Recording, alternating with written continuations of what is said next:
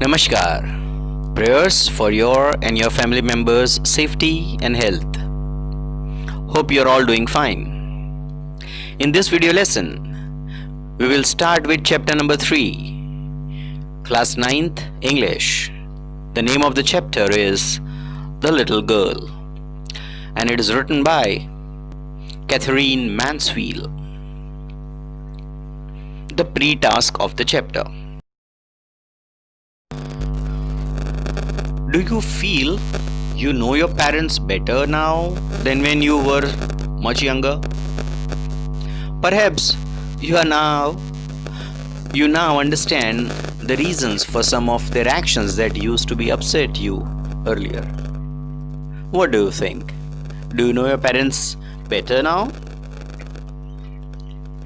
Think about it. This story about a little girl whose feelings for her father change from fear to understanding. So this girl feared her father, but then gradually she understands the behavior of father. Change from fear to understanding will probably find an echo in every home.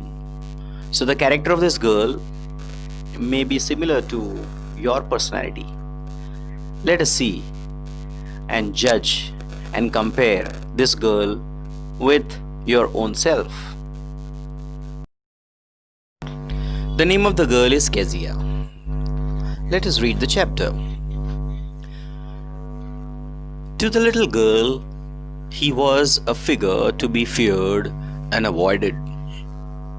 Every morning before going to work, he came into her room and gave her a casual kiss, to which she responded with, "Goodbye, father." And oh, there was a glad sense of relief, hush, when she heard the noise of the carriage growing fainter and fainter down the long road. Look at the beautiful introduction of this chapter.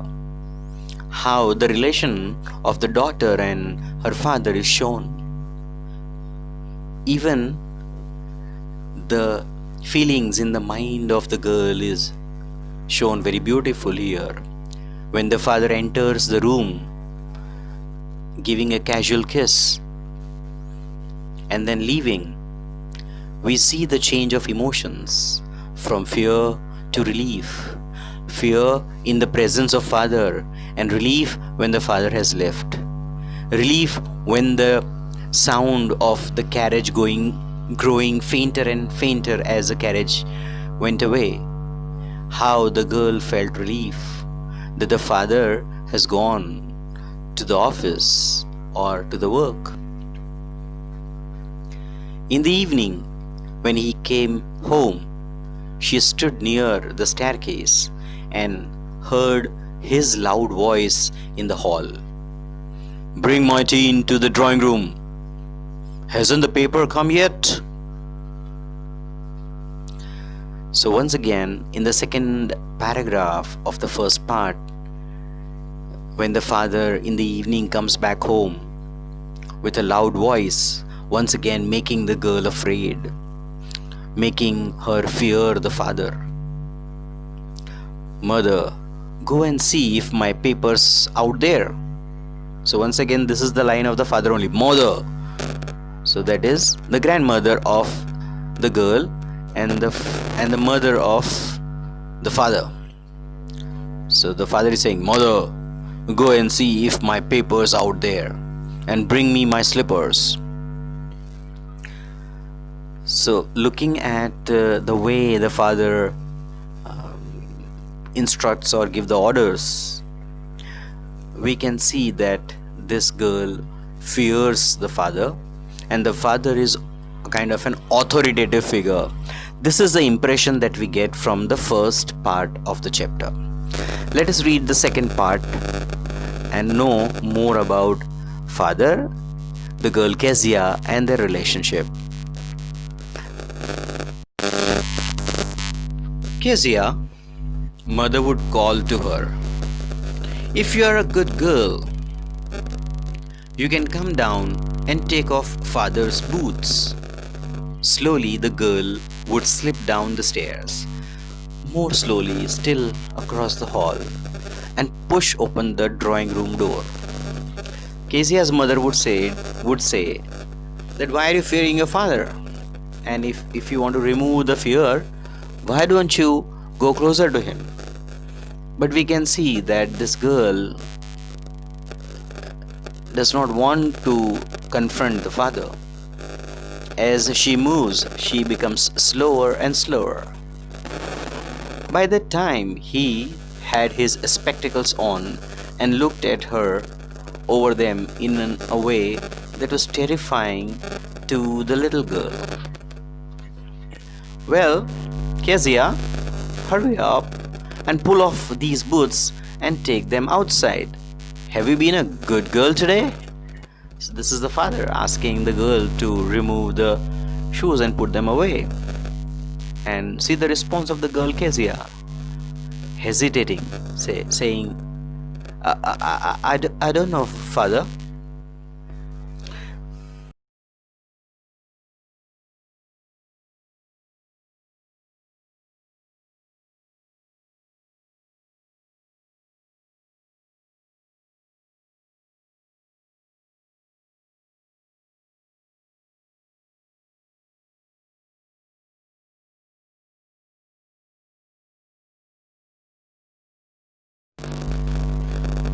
You don't know?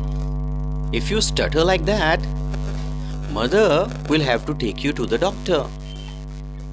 So father is saying that why do you stutter? Why do you stammer? And if you have a problem, then to cure this problem, mother would take Kezia to the doctor. Part 3.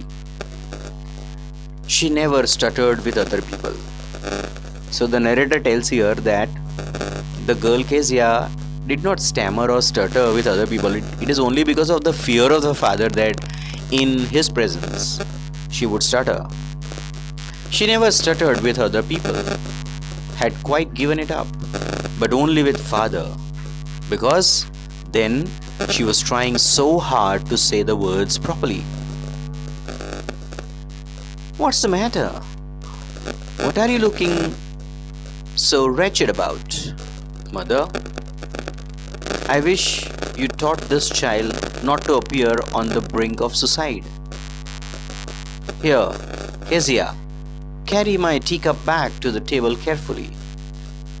So the father is inquiring what the matter was, and also asks the mother to teach the child to be normal. Otherwise, it will take her on the brink of suicide. Then the father orders Kezia to take the teacup back to the table, and that too carefully. He was so big, his hands and his neck, so that is a description of the father, especially his mouth when he yawned. Thinking about him alone was like thinking about a giant.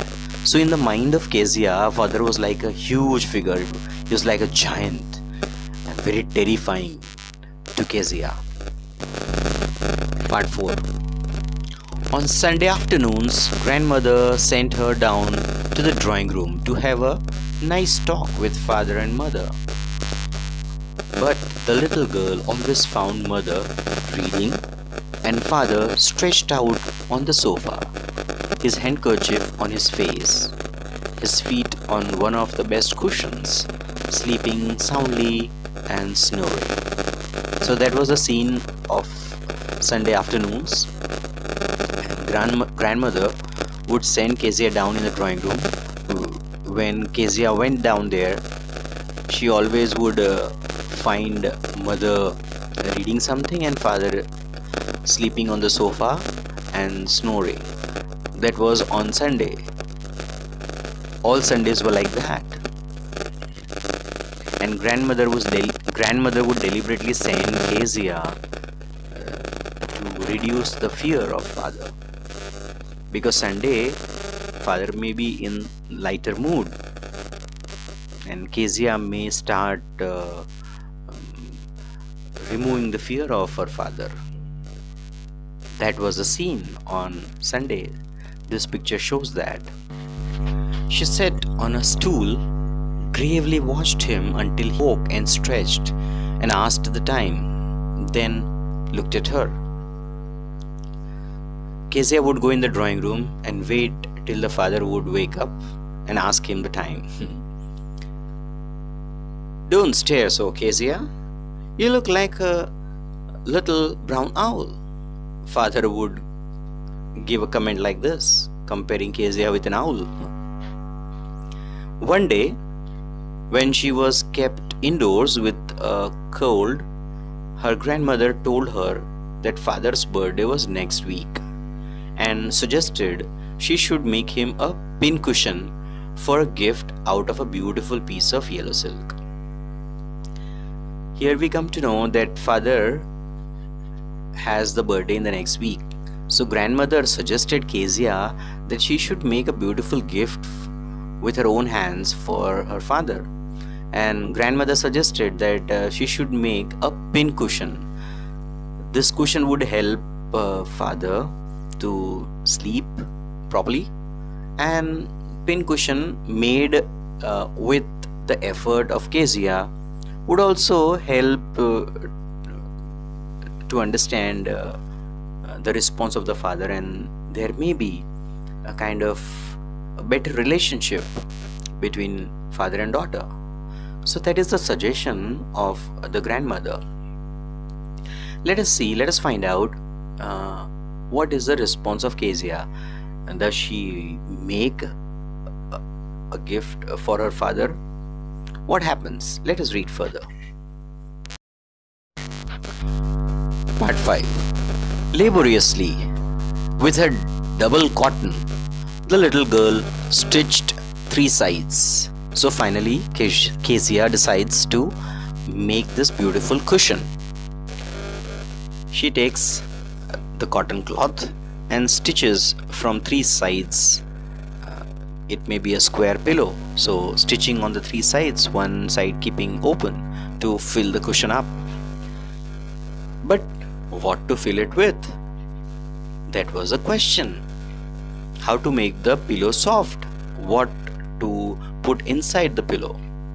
The grandmother was out in the garden. Whom to ask?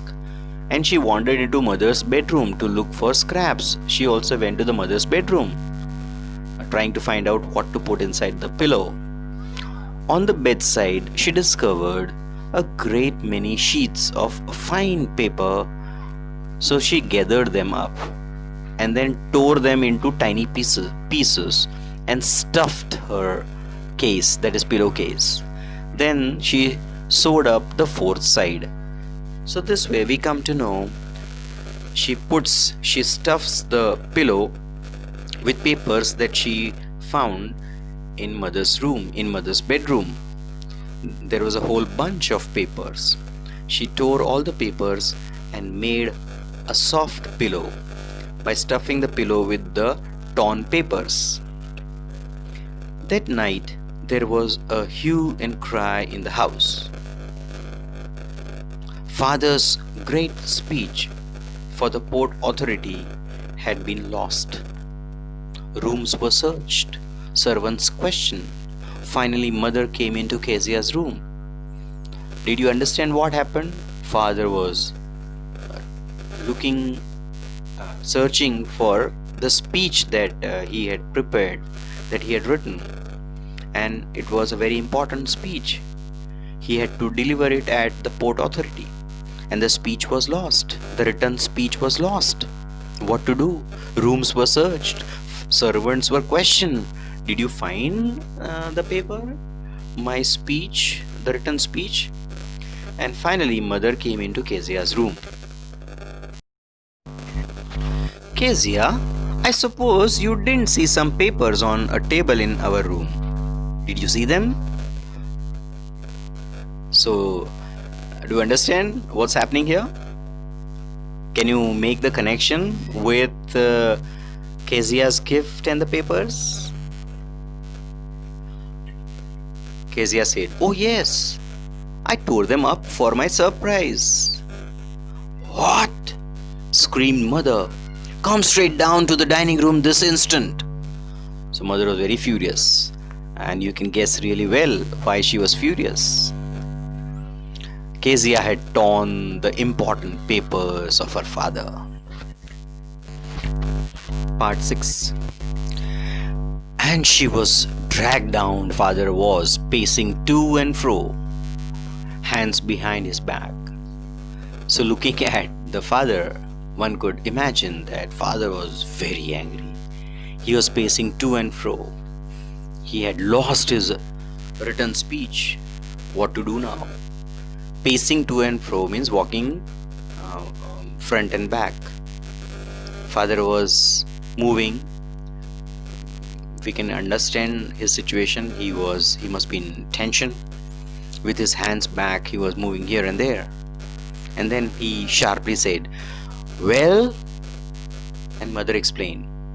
He stopped and stared at the child, very angry. "Did you do that?" And she whispered, that is, Kezia whispered, "No."